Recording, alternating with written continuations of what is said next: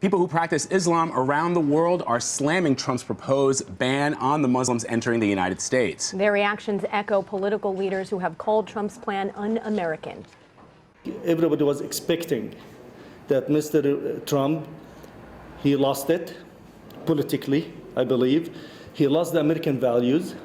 I think he did not really read the history of the United States, that United States was built and founded based on immigrants.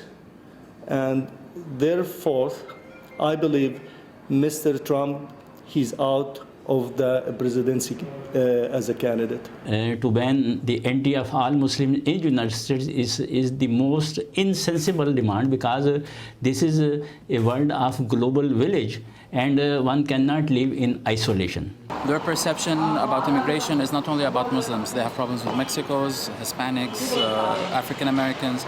So this is only, I think it's just a media stunt for his candidacy campaign. Very pity to say that a person, the candidate of American president made such statement, as if he generalized that all Muslims are terrorists.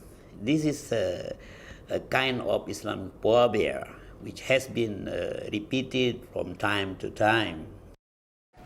CBS News foreign correspondent Holly Williams is with us from Istanbul. Holly, we're interested to know how other Muslims in the Middle East and throughout the world are reacting to Donald Trump's proposed ban on Muslims. I mean, what do they think about this? There's 1.5 billion Muslims around the world.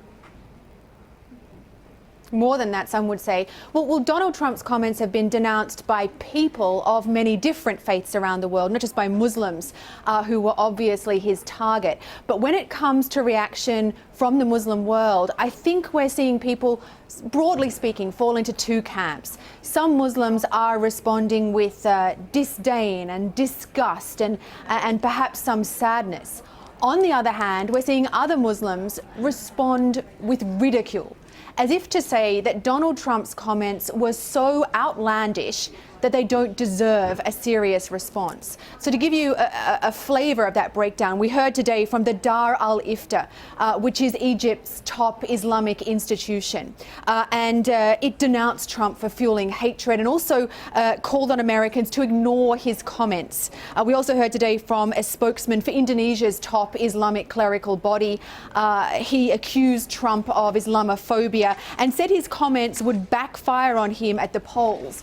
On the other hand, we have Bassem Youssef. He's an Egyptian comedian, very well known, sometimes referred to as the Jon Stewart of the Arab world or the Jon Stewart of the Middle East. And he tweeted that he did not know that, quote, Donald Trump was fluent in Nazi.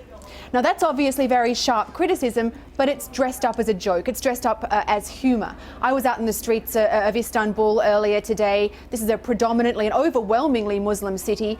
It's famous for the moderate form of Islam that's practiced here. It's famous for its tolerance. And I was speaking to one woman who told me that she often visits the US. She plans to keep on visiting the US. And when we talked about Donald Trump, she said with a big smirk on his face, I think he should stay out of politics and stick to construction. Holly Williams for us in Istanbul. Holly, thank you.